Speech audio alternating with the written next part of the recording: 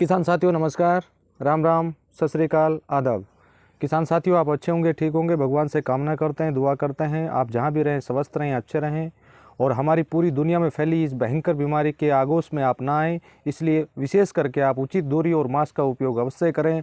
ज़रूरी हो तभी घर से आप बाहर निकलें और विशेष करके अपने बच्चों का भी आप विशेष रूप से किसान साथियों ध्यान रखें, ताकि इस तरह की बीमारी या इस तरह की समस्या आपके सामने ना आए और आपको किसी ऐसी दुविधा में पड़ना पड़े जिससे कि आपका आर्थिक लॉस भी हो और आपके स्वास्थ्य के साथ भी गलत हो, ऐसा ना हो। इसलिए हम दुआ करते हैं कि इस भयंकर बीमारी की चपेट में आप कभी ना आएँ। और मैं बहुत बहुत धन्यवाद करना चाहूँगा आप सभी किसान साथियों का कि जो भी वीडियो हमारे द्वारा अपलोड किया जाता है उसको एक विधिवत रूप से और सही ढंग से आप देखने का काम करते हैं। आपकी तरफ से जो भी रिस्पॉन्स हमें मिलता है बहुत बहुत दिल गदगद हो जाता है, खुश हो जाता है। और मैं पुण्य धन्यवाद करता हूं सभी किसान साथियों का कि जो भी हमारे द्वारा अपलोड किया जाता है, जो भी हमारा अनुभव जो आप लोगों के बीच में शेयर किया जाता है, आगे आने वाले समय में आप एक दूसरे को भी उसको शेयर करने का काम करें, ताकि ऑर्गेनिक फार्मिंग में जिन किसान साथियों को जो भी समस्याएं आ रही हैं उससे निजात मिल सके। किसान साथियों, आज का जो हमारा विषय है, एक चीज़ अगर जैविक खेती की अगर हम बात करें तो उसके लिए सबसे महत्वपूर्ण विषय है। हमने पिछले वीडियो में भी बताया था कि अगला वीडियो जो हमारा होगा वो हरी खाद के ऊपर होगा। सबसे पहले तो किसान साथियों की हरी खाद हमें लगाना ज़रूरी क्यों है मैंने काफ़ी वीडियो के माध्यम से आप लोगों के बीच में बताने का काम किया है कि अगर आप ऑर्गेनिक फार्मिंग करते हैं तो आपकी ज़मीन के दो पहलू सबसे ज़रूरी होते हैं। एक तो आपकी ज़मीन का पीएच मान और एक आपकी ज़मीन का ऑर्गेनिक कार्बन। वो दोनों चीज़ें अगर सही हैं तो ऑर्गेनिक फार्मिंग में आपको बेनिफिट मिलेगा।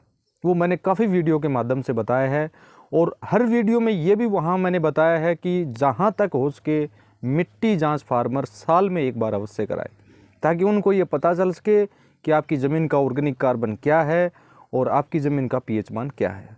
अब अगर हम बात करें हरी खाद का महत्व, जैविक खेती हो चाहे रासायनिक खेती हो, दोनों में ज़रूरी है। क्योंकि साल में एक बार अगर हरी खाद अपने खेत में अगर आप लगाएंगे तो आपकी ज़मीन का ऑर्गेनिक कार्बन बढ़ेगा।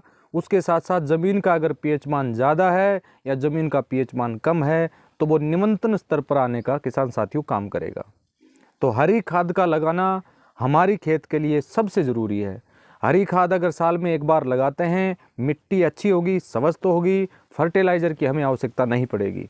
आने वाली जो भी फसल है वो फसल के अंदर हमारा जो उत्पादन होगा हरी खाद लगाने से बहुत बेहतरीन होगा, शानदार होगा।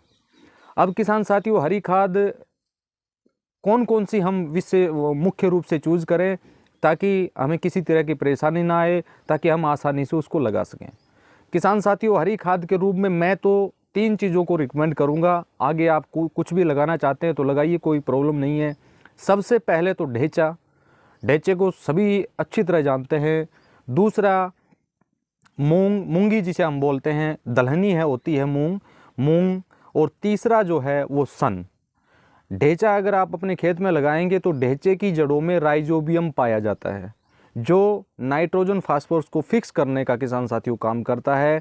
ढेंचा अगर आप अपने खेत में लगाते हैं, जब वो 40 से 45 दिन का हो जाए, या ये हम कहें कि जब उसको फूल आना स्टार्ट हो जाए, तब उसको रोटावेटर के माध्यम से, एरो के माध्यम से मिट्टी में अच्छी तरह उसको मिक्स किसान साथियों कर देना चाहिए।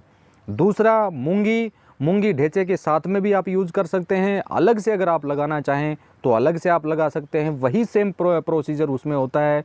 मूंगी की जड़ों में भी राइजोबियम पाया जाता है प्रचुर मात्रा में। दलहनी जो भी फसलें हमारी हैं सभी में राइजोबियम पाया जाता है। अगर आप उसको सही ढंग से देखेंगे, पौधे को उखाड़ के आप देखेंगे तो उसकी जड़ों में गांठे मिलेंगे, आपको काफ़ी गांठें मिलेंगी। वो राइजोबियम होता है जो नाइट्रोजन, फास्फोरस इत्यादि जो हमारे मुख्य तत्व हैं उनको फिक्स करने का किसान साथियों काम करता है। तीसरा सनी, जिसके अंदर सन जिसे हम बोलते हैं, राजस्थान में काफ़ी होता है, जिसके अंदर काफ़ी मात्रा में नाइट्रोजन पाया जाता है। काफ़ी फार्मर्स के खेत में नाइट्रोजन की डेफिशिएंसी बहुत अधिक मात्रा में अगर होती है तो उस हालात में सन का उपयोग अपने खेत में हरी खाद के रूप में किसान साथियों आप कर सकते हैं। मुख्य रूप से मेरी तरफ से ये 3 चीज़ें रिकमेंड हैं। और चौथी चीज़ मैंने अब की बार प्रैक्टिकली तौर पर काफ़ी फार्मर ने अपना अनुभव मेरे बीच में शेयर किया। ककड़ी, जो हम देसी ककड़ी जिसे हम बोलते हैं, उसको मैंने हाल ही में 3.5 एकड़ में लगाने का काम किया है। अगर मेरे आसपास कोई फार्मर अगर हो तो वो आकर देख भी सकते हैं। अभी हाल ही में मैंने लगाया 3 एकड़ में, और फॉर ओनली उसको खाद के रूप में हमें यूज़ करना है। जब उसमें काफ़ी मात्रा में ककड़ियाँ लग जाएंगी या बेल जो काफ़ी मात्रा में उसकी फैल जाएगी, उस समय हम उसको मिट्टी में दबाने का काम करेंगे, और उससे भी प्रचुर मात्रा में हमारा जो ऑर्गेनिक कार्बन है वो बढ़ने का किसान साथियों काम करेगा।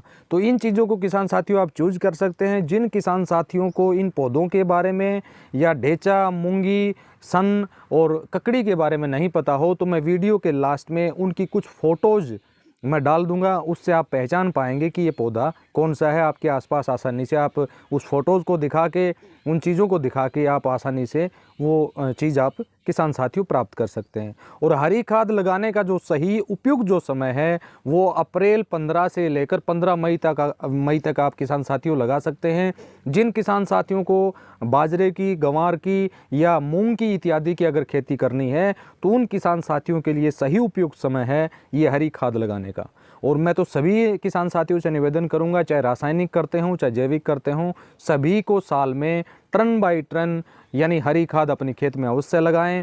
जैसे मान लीजिए फॉर एग्जांपल आपके पास 5 एकड़ ज़मीन है, तो 2 एकड़ से उसकी शुरुआत करें। आज 2 एकड़ में लगाया, अगली साल उससे अगली 2 एकड़ में लगाइए, अगली साल जो 1 एकड़ बचा है उसमें किसान साथियों लगाने का आप काम करें। वास्तव में इसके बहुत लाजवाब और बहुत सराहनीय रिजल्ट आपको देखने को मिलेंगे अगर फॉर एग्जांपल इसको आप यूज़ करके किसान साथियों देखते हैं। तो जब ये पूर्ण रूप से तैयार हो जाए तो इसको मिट्टी में हैरो इत्यादि से मिलाने के बाद वेस्ट डिकम्पोजर का घोल प्रचुर मात्रा में 400 से 500 लीटर प्रति एकड़ के हिसाब से डालने का आप काम करें। इससे बेनिफिट्स आपको ये होगा कि जो भी खाद आपने खेत में लगाई है वो आसानी से और जल्दी तुरंत डिकम्पोज होने का काम किसान साथियों वो करेगी। आने वाली कोई भी फसल उसके 10 दिन या 15 दिन के बाद उसमें लगा सकते हैं, उसमें आपको काफ़ी अच्छा बेनिफिट मिलेगा।